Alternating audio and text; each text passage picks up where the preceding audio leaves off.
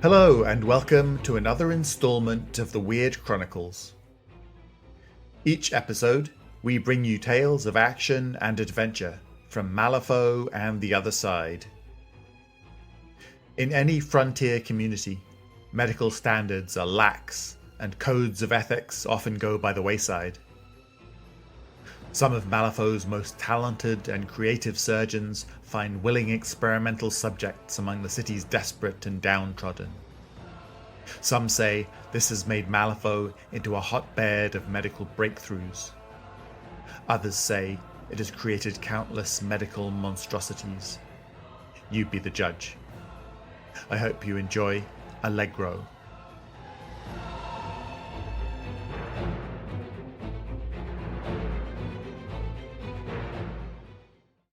Allegro, March Community Contest Winner, by Mike Wallace. Rain washed over the windows of Edgar Church's office, creating a low roar punctuated by claps of thunder.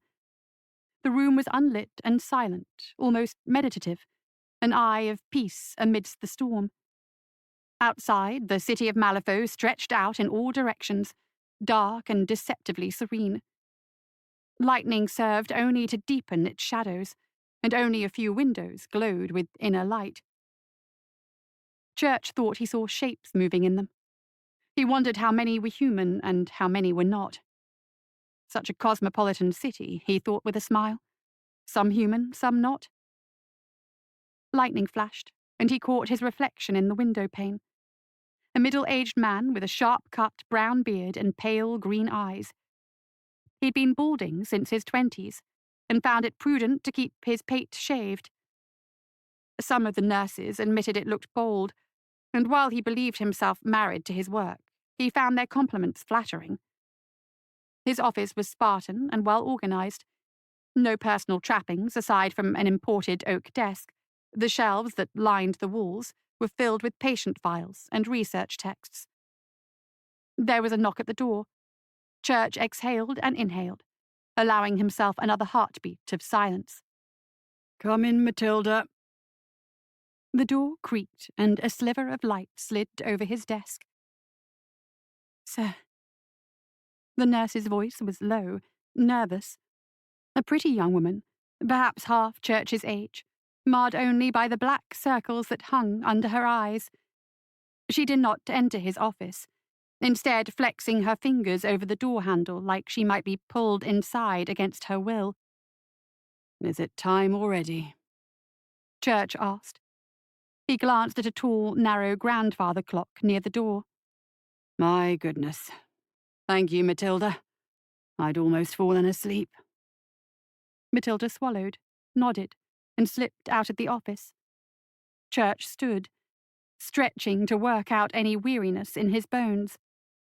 He smoothed down his hospital coat, buttoning it up to his neck, and stepped out of his office, shutting the door to symbolically trap his moment of peace inside.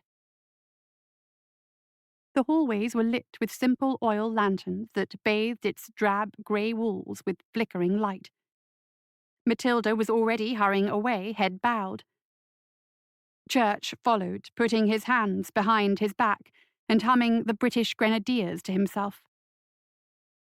A hulking brute of a man, dressed in a sharp grey uniform that mimicked the colour of the walls, met them at a set of iron sliding doors, reinforced with sound-suppressing padding.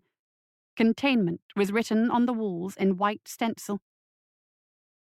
"Reginald, how are you this evening?" Church hummed. "Doc Church, Miss Matilda." Reginald nodded to them. "Operating room's ready and waiting, your pleasure." "Thank you." Reginald produced an iron key from his uniform and freed the lock with a loud click. Taking a handle in each meaty fist, he pulled the doors open to the sounds of bedlam. Screams, shouts, howls, laughter, and sobs. The scratch of fingernails snapping on stone, the crack of teeth on iron bars, the wet tear of flesh being ripped. Muffled curses hissed through leather gags. The walls were 3 stories high, lined with iron doors and catwalks. The noise Church had come to accept would never cease in Westbreach Asylum. Madness and misery were not silent partners, nor particularly cleanly. Blood, piss, rot, and the acrid stench of cleansing solvents, the stink of human suffering, clung to the walls and made the air feel thick as fog. On Earth, such pure madness was quite rare. Breachside, all too common.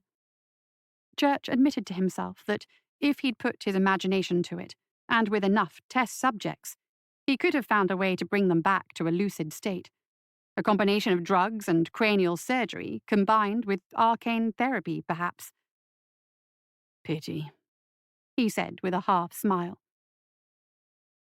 They left the containment cells behind and entered the observation wing. Here the sound dropped off to almost nothing behind more padded iron doors that Reginald dutifully opened for the doctor. The walls were made of glass, slanted at a 45-degree angle to grant an unobstructed view of the padded cells below.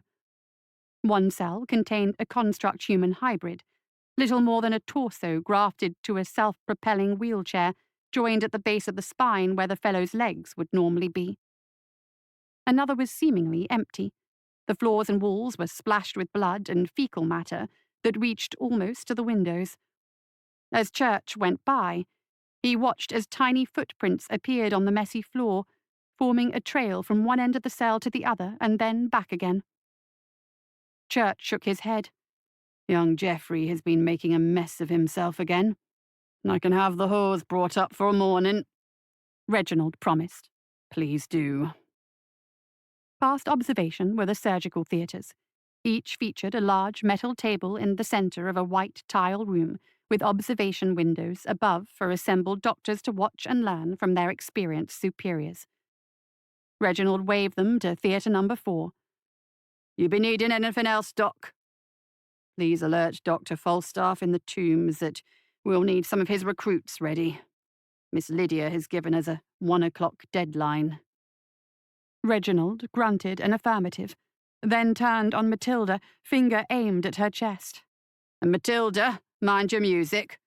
One more like what happened a fortnight ago and I'll... Reginald, that's unnecessary, Church said. Matilda will be quite all right. The hulking orderly grunted again, then left back the way he had come. Matilda said nothing. Her hands shook and she squeezed her fingers to try and still them. Deep breaths, Church said. Calm blue oceans. She nodded, unable to look him in the eye. Well, it couldn't be helped. Some human, some not, Church thought to himself. It brought a smile back to his face.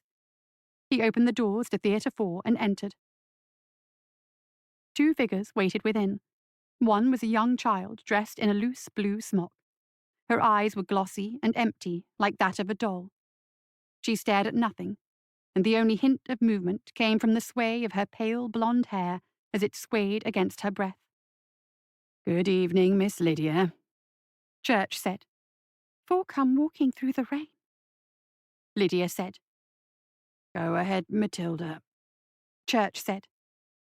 The nurse went to Lydia and hugged her, almost desperately. Lydia did not react. Doctor, came a raspy voice from the second figure. This one was bound to the operating table with heavy leather straps. His body was covered from head to foot in a white sheet like a funeral shroud. Church pulled the sheet down to expose the man, or not, underneath. Good evening, Mr. Wilkes. He began to examine the man's face. Nose removed, ears removed, cheeks removed. Scalpel scars covered what remained of the skin. Canvas straps hid the eyes, or absence of them. Yes, very good, Church said. No sign of infection. How do you feel?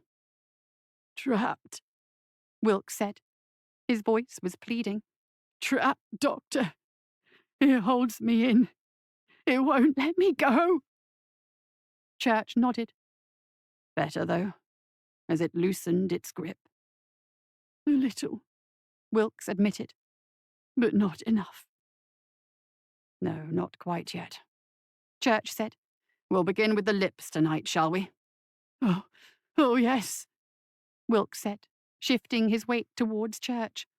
It was not a threatening gesture, Wilkes was his patient. Church was his doctor. There was nothing more sacred than such a pact. Matilda? The nurse managed to pull herself away from Lydia and pushed a nearby trolley over to Church's side. On top was a set of surgical tools of various types, polished to a silver shine. Thank you, Church said. Some music, if you please. You know Mr. Wilkes detests anesthetics. No, no. Feel it. I want to feel it. Wilkes moaned.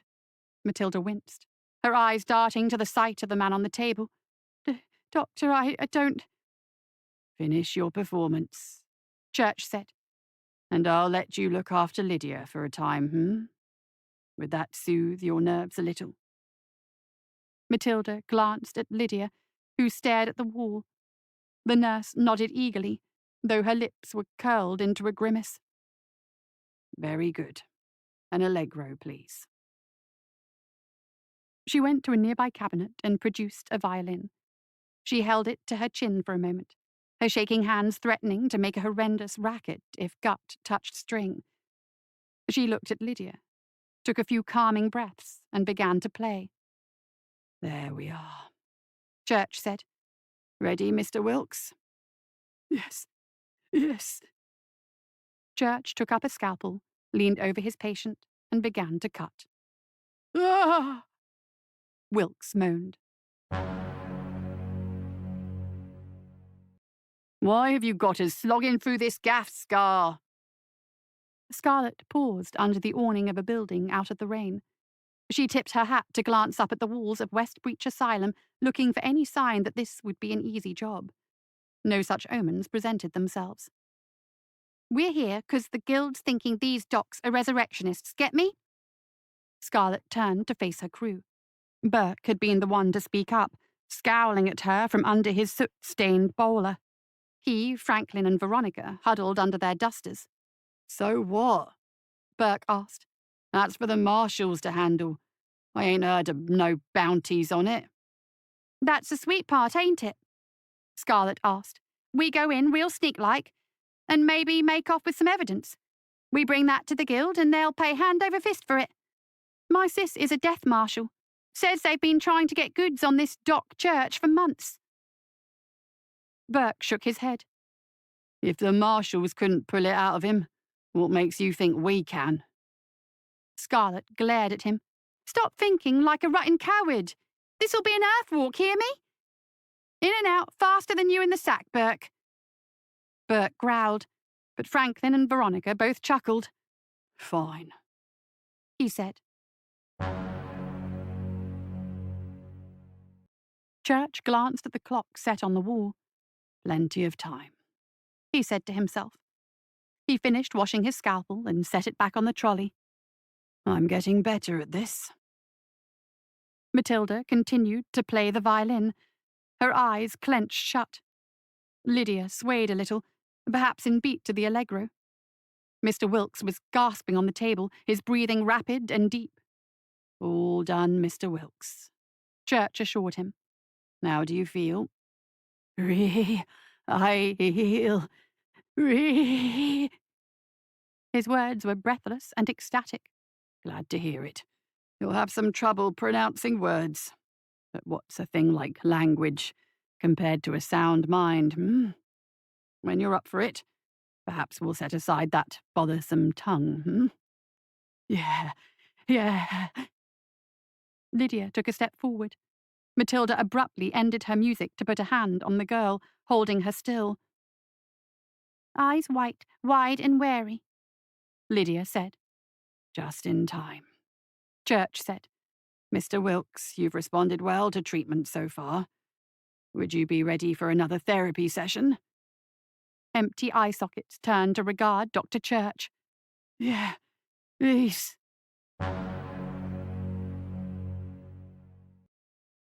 Scarlet pushed open a door labelled Patient Admittance. The lobby inside was dark and empty. No nurses or orderlies in sight. Strange, she thought. Shouldn't an asylum be ready to take in a crazy day or night? This feels wrong, Scar, Burke said. You're just nervous, Scarlet said. Come on, and keep it quiet.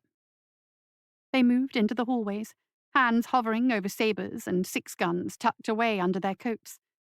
The only sound was the din of rain on the roof and the occasional crack of thunder.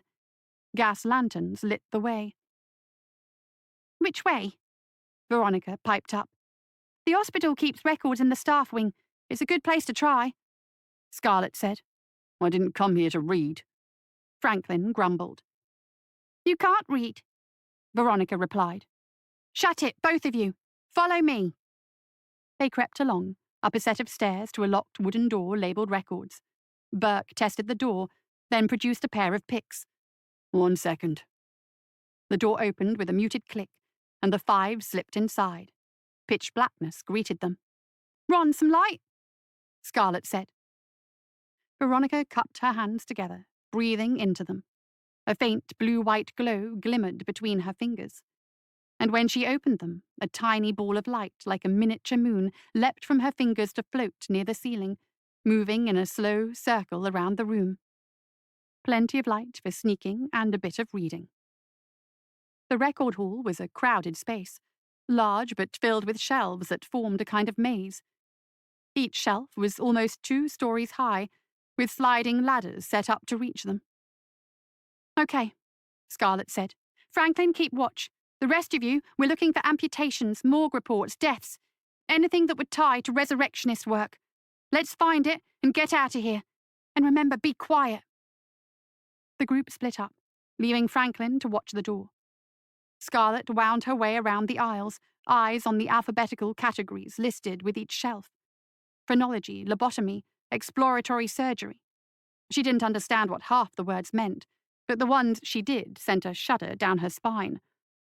She did her best to mask her footsteps, but someone was making an awful clack, clack, clack nearby. She frowned.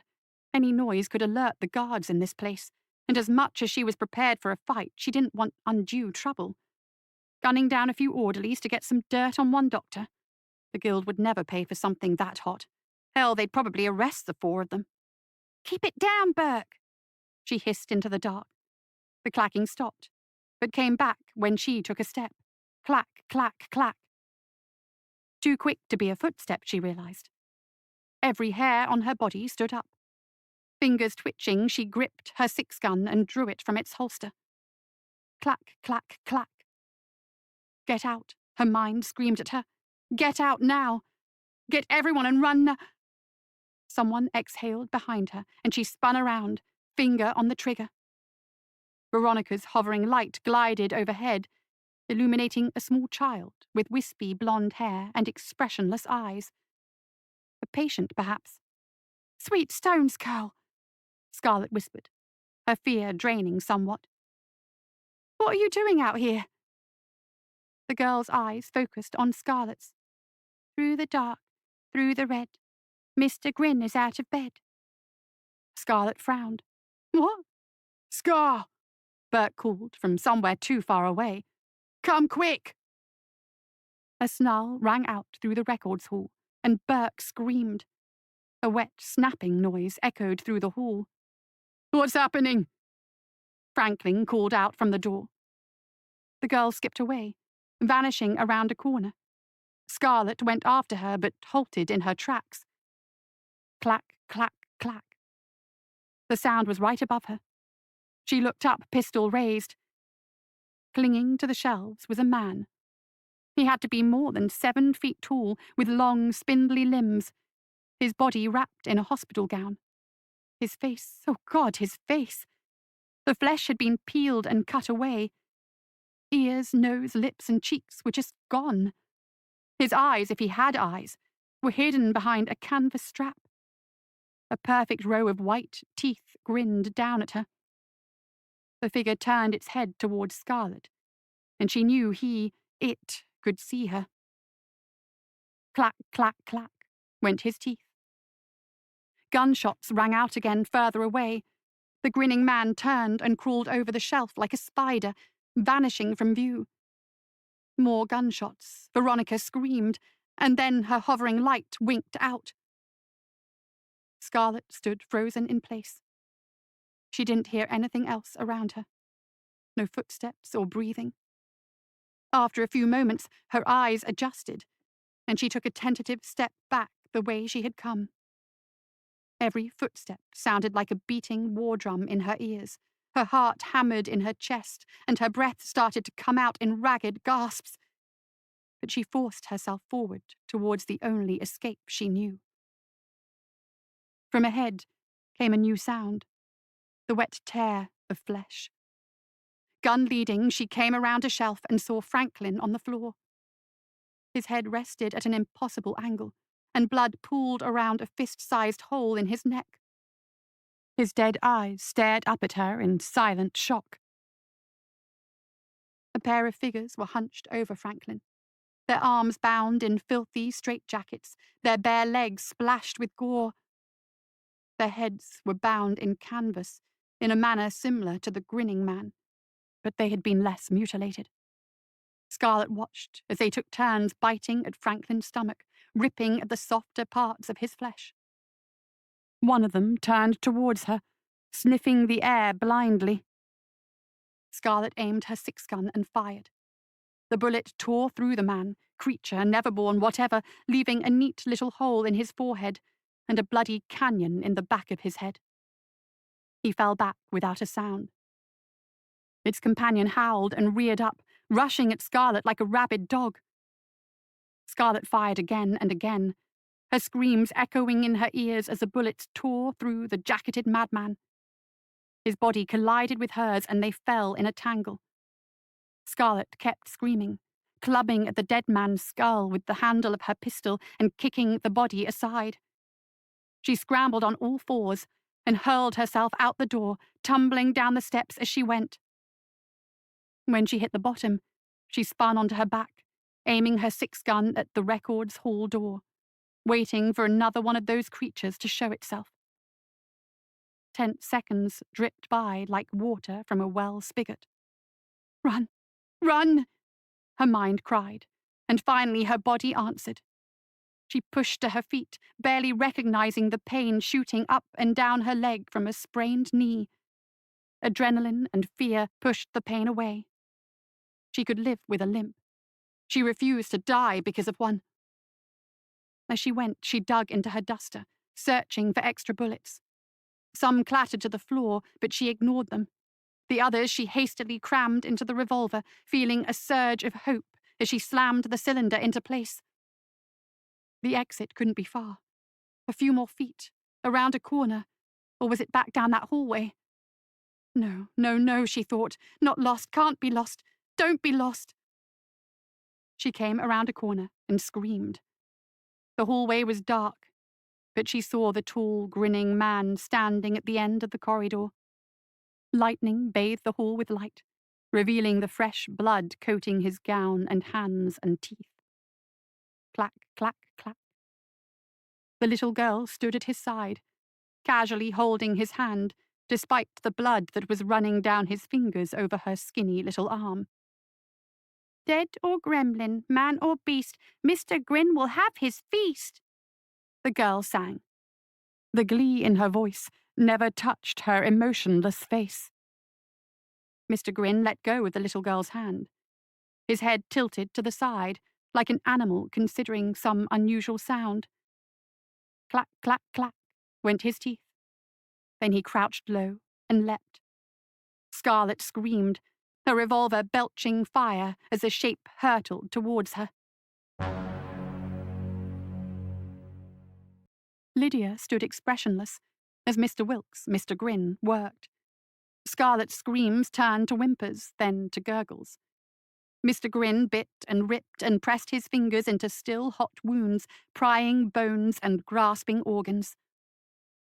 Dr. Church seemed to melt out of the shadows, glancing at a pocket watch with an approving nod. "Matilda, if you would." The shivering nurse could barely hold a solid note on her violin. Lydia reached up with her bloody hand to grasp Matilda's smock, leaving a tiny handprint on the fabric.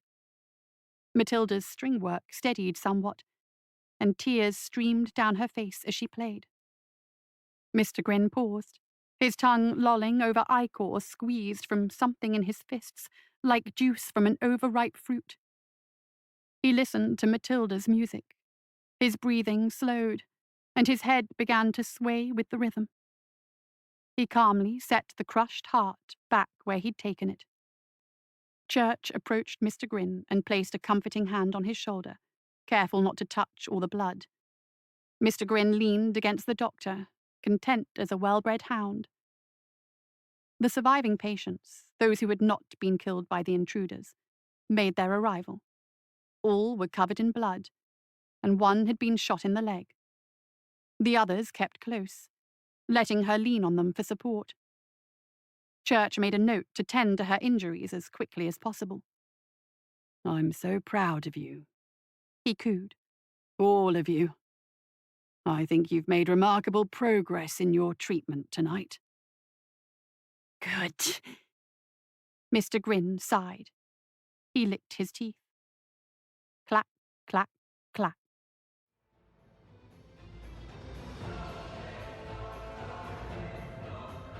That's it for another episode of the Weird Chronicles. Join us next time for more tales of action and adventure.